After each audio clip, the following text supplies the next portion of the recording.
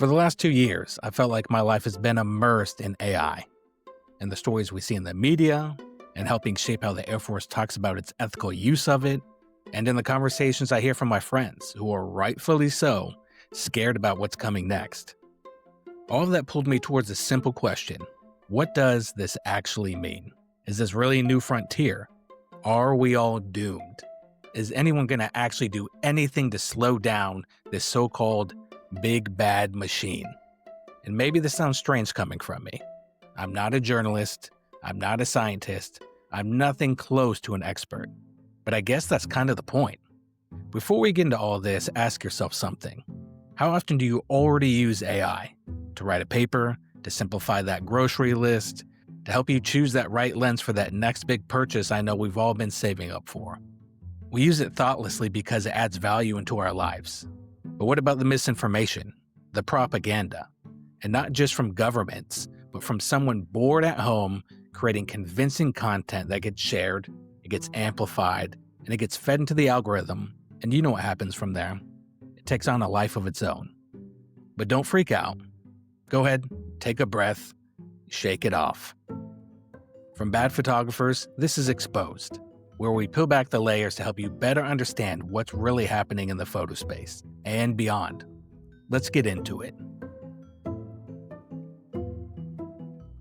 This is crazy. So over the weekend, we may have experienced the first major AI photo hoax. To most eyes, including mine, this just appears to be Pope Francis wearing a white puffer jacket with an iced out cross.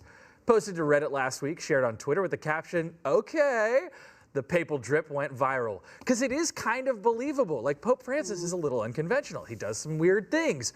A few years back, he blessed a Lamborghini. So you wouldn't be totally out of the question to think that maybe this guy would dress to kill. There was a moment, quick, quiet, almost funny, when photography crossed a line it can't uncross. Not through war, not through scandal, not through some dark conspiracy, but a winter coat. In March 2025, an image of Pope Francis wearing a white Balenciaga puffer jacket exploded across the internet. I remember that. I didn't question it for a second. My brain immediately went, okay, the Vatican has a new stylist and he watches TV shows produced by Curtis 50 Cent Jackson. Right? Yeah, we didn't analyze it. We just accepted it.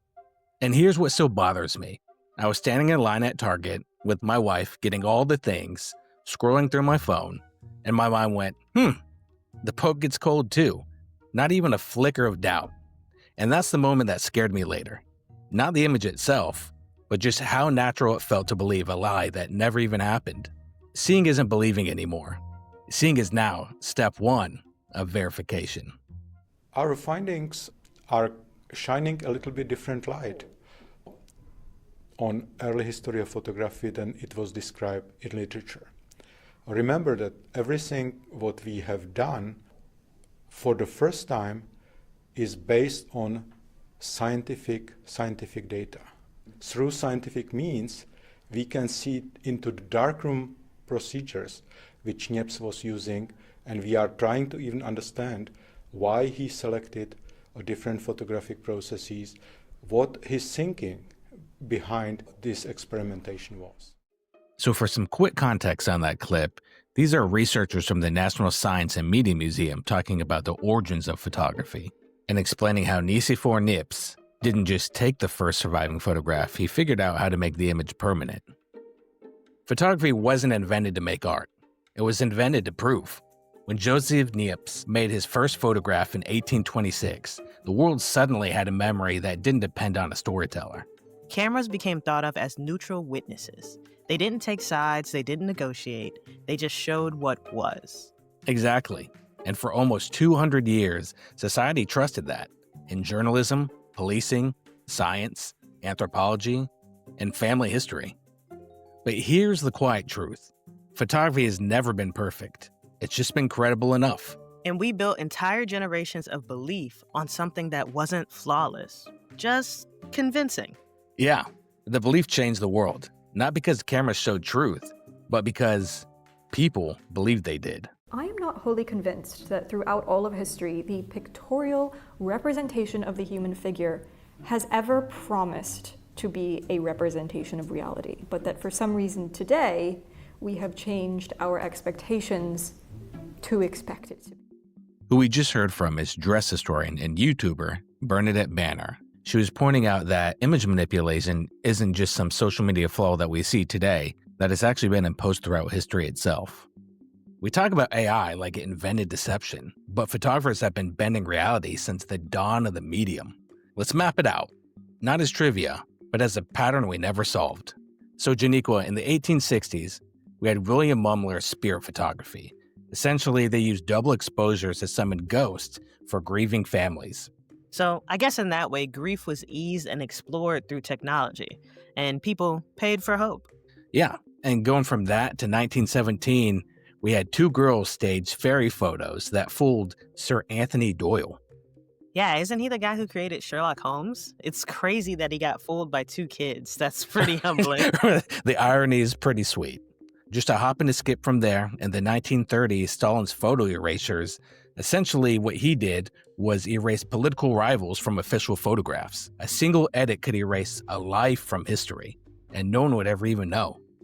Yeah, that's very 1984 to me. You know, Big Brother and the Thought Police were just erasing thought criminals from articles, videos, and photographs, and all for the good of the party, whatever the fuck that means, you know? Right, exactly. Right. Yeah, definitely not to our benefit. And from there, in 1990s, Photoshop arrives, and we know that, we're products of that ourselves, but that's where image manipulation becomes digital and accessible. Yeah. So deception has really, in that way, always been possible, just difficult and expensive to achieve. It was like an access kind of thing. So in this area, it's the ease of deception and the widespread access to the means that has really changed. Yeah, when you lay all these moments side by side, ghosts, fairies, propaganda, erased rivals, you start to see the real through line.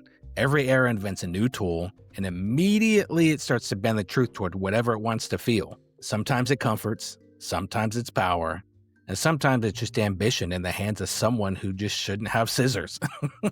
Yeah, that's thinking about it in terms of scissors is crazy, but it's wild that grief, imagination, and politics, all completely different motives, lend to the same kind of outcome. That reality gets edited, and people go on believing that edit.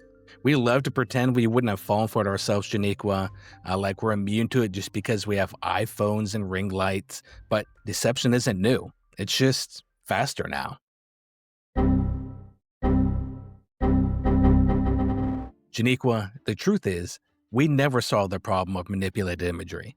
We just outgrew generations of methods, shrugged, and moved on.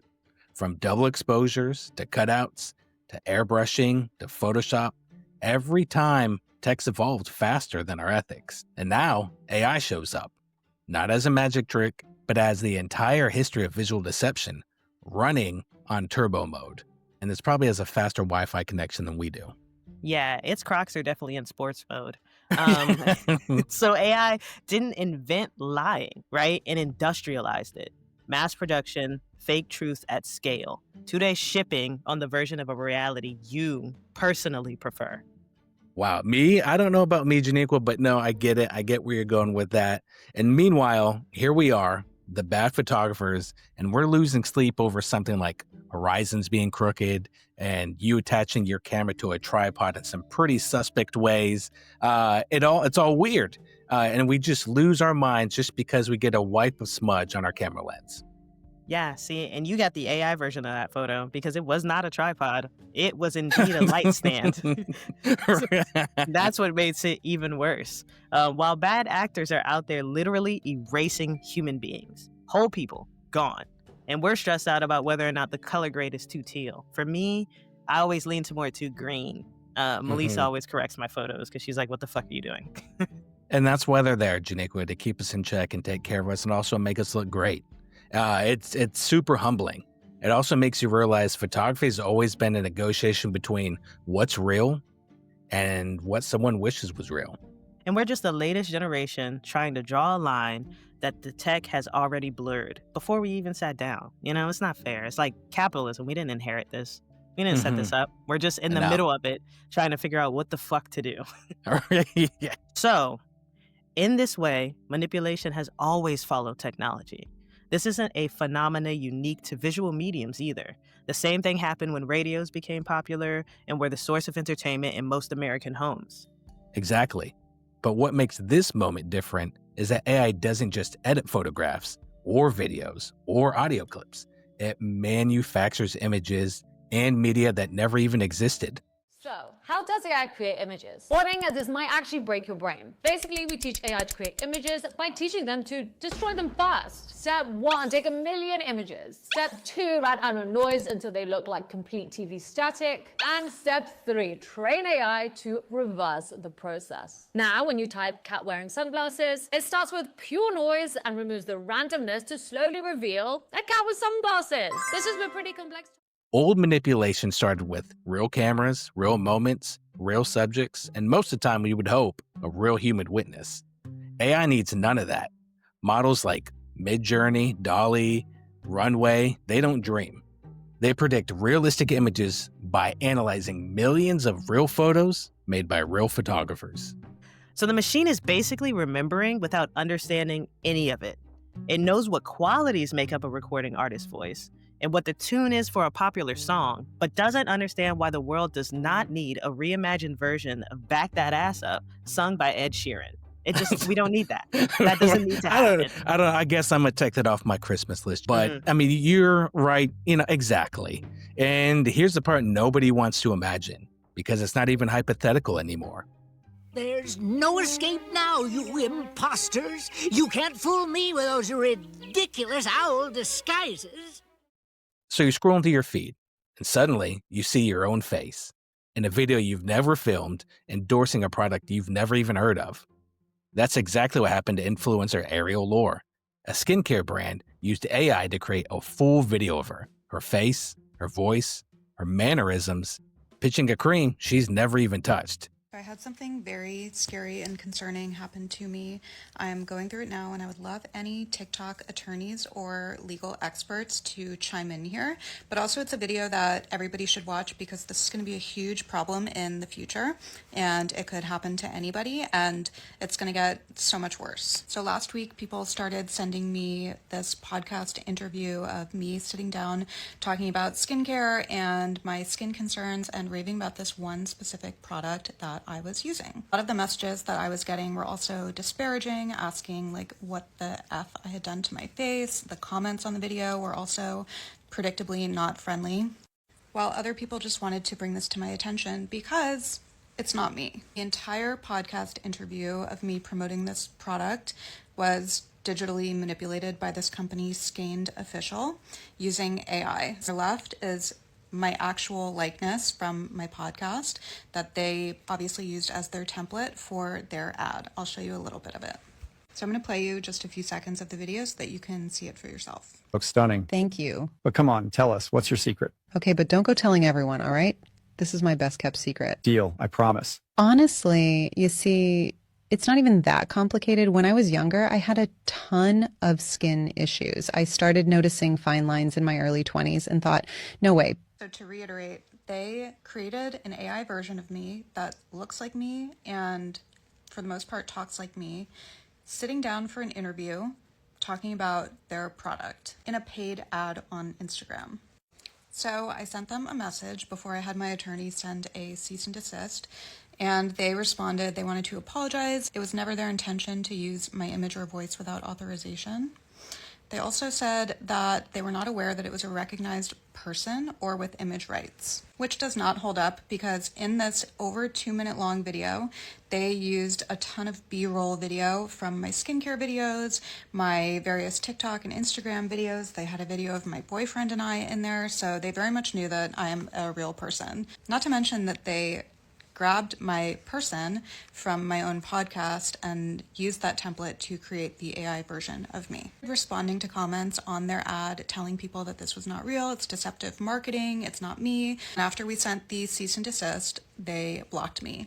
I also reported them to Meta, who said that it does not go against their community standards, which is interesting because it's literally illegal to steal somebody's persona for commercial use. I'm sure that you can imagine how unsettling it is to see yourself saying things that you've never said, sitting in an interview that you've never sat in. Not only is it illegal, but it also dilutes my brand, affects the trust that I've been building with my audience and my community for years on end. And I can only imagine the deeply unsettling and disturbing ways that AI might be used in this way in our future. So I would love to hear, what are your thoughts? She said it herself.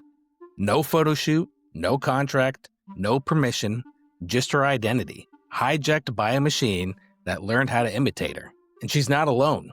Creators across Instagram, TikTok, and even YouTube are waking up to all these AI-generated versions of themselves, selling supplements, coaching programs, weight loss pills, sometimes in a language they don't even speak. Yeah, and it's not just influencers. It's also superstars like Megan Thee Stallion. She has recently won a lawsuit against a blogger named Milagro Grams for sharing deepfakes of her in sexually explicit situations. Yikes, right? Yeah, my jaw is on the floor right now, Janiqua. Exactly, And she sued her because of the point, not just because of what she shared, because of the idea that these things get created and then get popularized without the artist even having a chance to clear their name.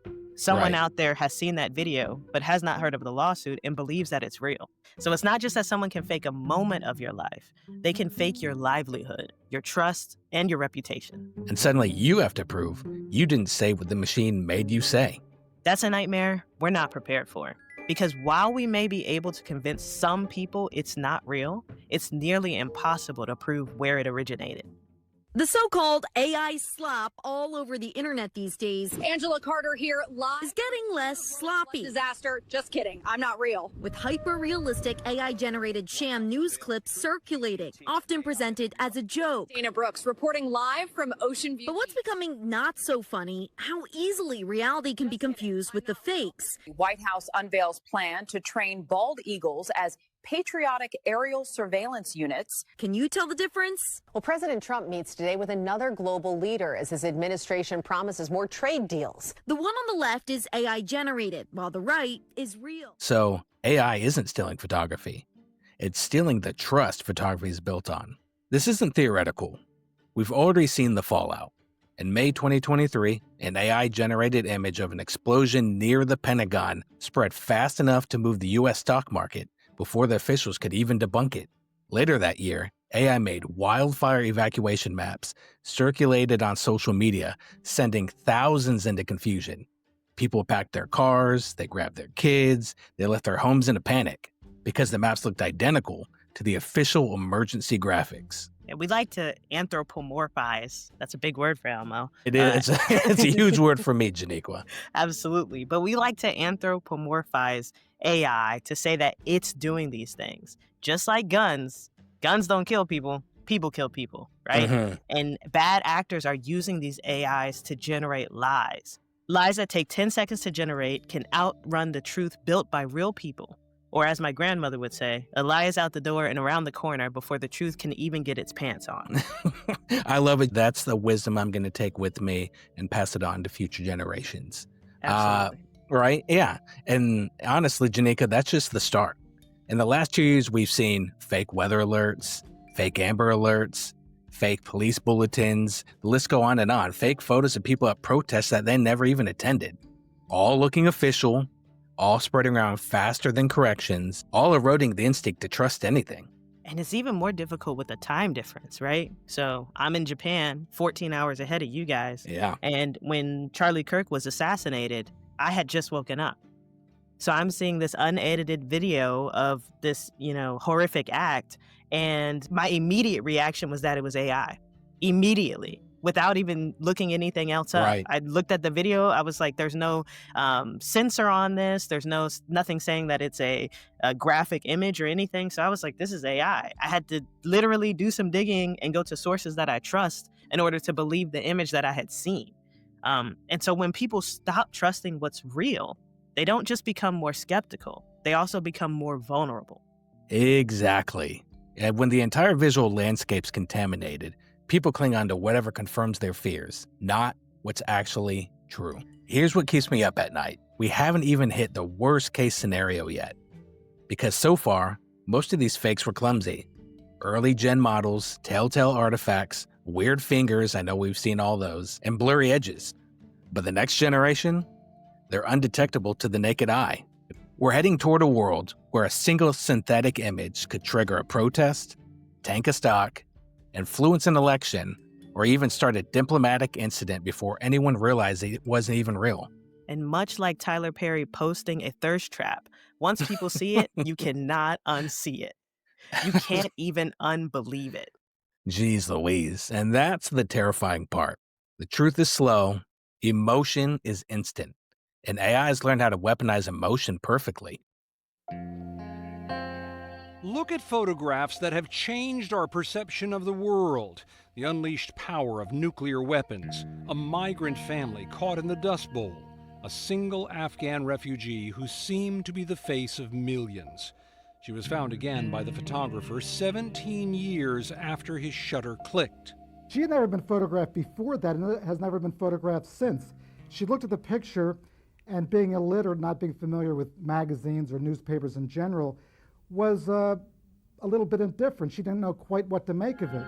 In 1930, long after the worst days of lynchings, this photo from Indiana spurred an uproar as proof that brutal racism was not a thing of the past. And it pairs with this one from 1957 of angry whites shouting at one of the first black students at a formerly white high school in Arkansas.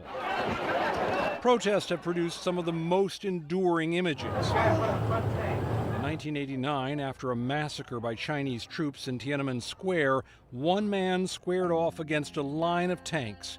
His identity has never been known, his brave stand never forgotten. Janiqua, before we talk about where we're going, we need to remember why photographs even mattered. Think about the moments when photography earned its moral weight, not because they were perfect, but because they were undeniable. Nick Ute's Napalm Girl from 1972, we've seen it. A child running through the fire, skin burning, horrified, unfiltered. The photo just didn't document a moment. It turned the world against war. Yeah, or even Kevin Carter's Vulture and Child in 1993. A starving child collapsed in the dirt and a vulture was waiting behind her. It sparked a global argument about suffering, responsibility, and what it means to witness. Right. And I remember seeing that image growing up in elementary schools and social studies books, and it's wild to think about that photo today. And then there's Abu Ghraib, the prisoner photos from 2004. Abuse, darkness, degradation, images that force the government to confront its own violence. Yeah, I remember when I was first getting into public affairs, someone told me to watch that documentary about the photos and what was exposed from it. And it changed my mind in my perspective about what our mission was as military photographers. You know, a lot of the people who were taking these photos weren't PA, right? But it showed me what images can do, what they can expose, and the different proof, I guess, that it gave to that investigation in the subsequent years following the incidents. Exactly. Yeah. And with all these images being controversial, we trusted them because at the time, it took effort and resources to make images lie. And those images, they reshaped global consciousness. But now, believable fakes are undoing decades of confidence. When everything could be fake, what evidence could we trust enough to change our minds?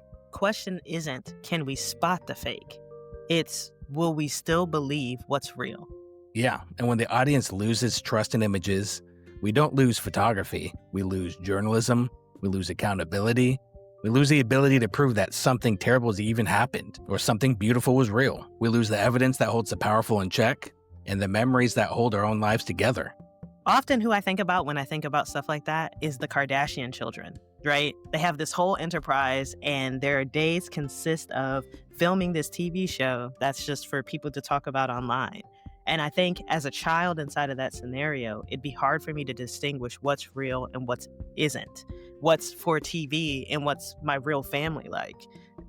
There was this one incident where somebody either added a child to one of the photos for a birthday party or took a child out of the photo. And when you're looking back on those memories as you're older, how do you know whether or not you were there? Exactly. Yeah, it's like you're creating your own personal Mandela effect. And once trust collapses, it doesn't just break photography.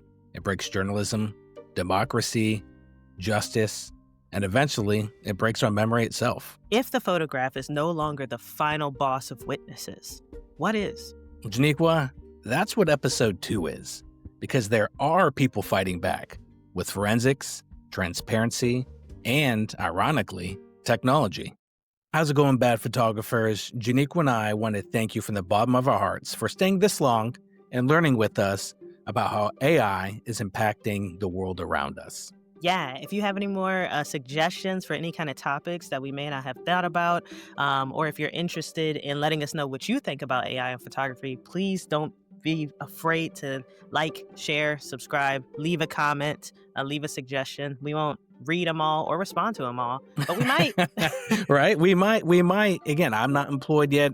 I have time, but maybe by the time you listen to this later on down the road, I'm employed and, get to it. Maybe not. Anyways, if you're listening to this right when it comes out, definitely stay tuned because next week we have part 2 dropping.